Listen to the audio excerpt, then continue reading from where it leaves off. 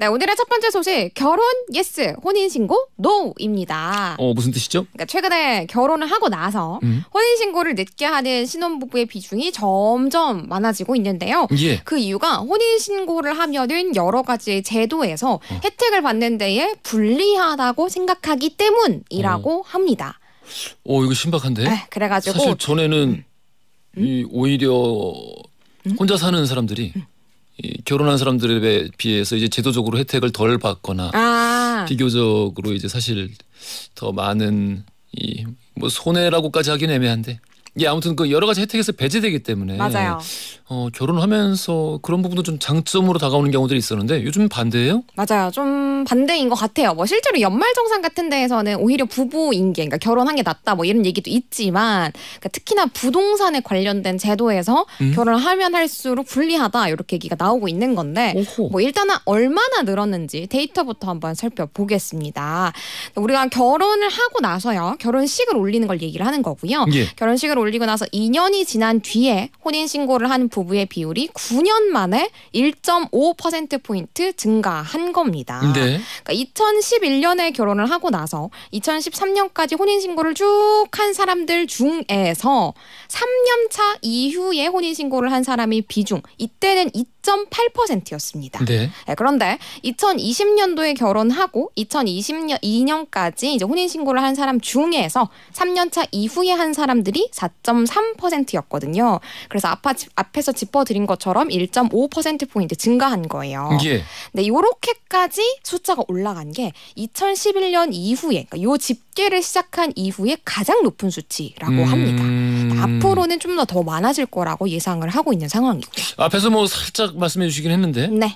구체적으로 어떤 이유들이 있죠? 네, 일단은 여러 가지 정책에서 불리하다라고 생각해서 이런 판단을 하는 건데요. 특히나 정부에서 우리가 무주택자가 집을 살 때 저금리의 주택자금 특례 대출을 지원을 해주거든요. 예. 근데 이때 두 사람, 그러니까 결혼을 해가지고 한 가정에 두 사람이 되면은 소득이 더 많아질 거잖아요. 그렇겠죠. 네, 그러면 기준을 이 금액 이상이 소득인 사람들은 대출 안 해드립니다. 라고 하는 그 기준을 넘어버리기 때문에 그냥 한 사람이 집을 사는 것처럼 그렇게 서류상으로 이제 한 사람이 사는 것처럼 하는 건데 제가 예를 들어서 내 집 마련 디딤돌 대출을 한번 짚어보면요. 이게 신혼부부 합산 연소득이 7천만 원 아래일 때에만 대출을 해주거든요. 예. 그런데 혼자일 때에는 6천만 원 이하이면은 대출을 해줘요.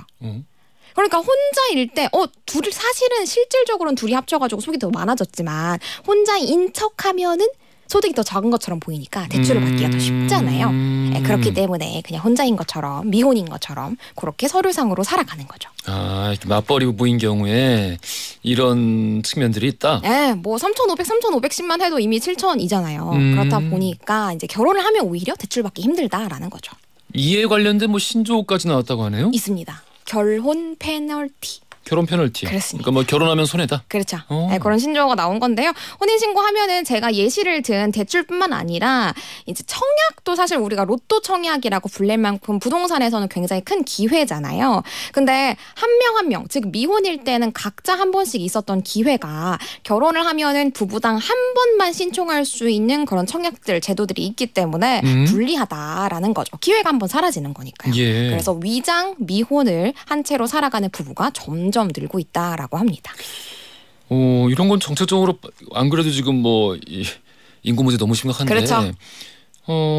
제도적으로 빨리 고쳐야 되는 문제가 아닌가 싶은데 정부에서는 뭐라고 그래요? 일단 결정된 거는 없는데요. 이런 위장 미혼을 없애기 위해서 국민의힘에서 정부와 함께 신혼부부 주거 안정 대책을 추진하겠다라고 얼마 전에 발표를 했습니다. 그래서 결혼 페널티 정상화를 하겠다 이렇게 발표를 했거든요.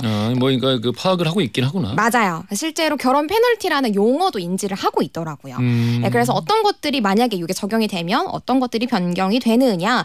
부부당 한 명만 신청할 수 있었던 청약 기회도 부부당 각각 한 번씩 신청할 수 있도록 하고 예시를 들었던 디딤돌 대출도 이제 합산의 기준을 조금 더 높여가지고 예. 부부 합산 소득을 따지더라도 대출이 어렵지 않도록 그렇게 완화를 할 예정이라고 합니다.